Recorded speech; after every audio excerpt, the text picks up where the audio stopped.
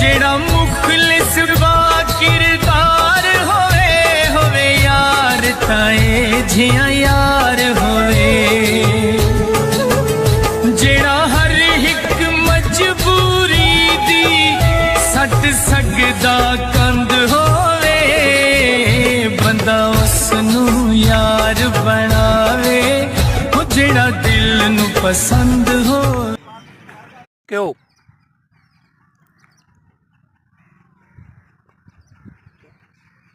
बता क्यों परेशान थिया बैठी?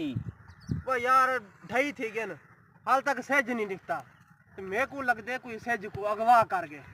अगवा क्या नहीं कर गए? सर जैन पोहो लगा खड़े, पोह क्या नहीं निकलता सेज।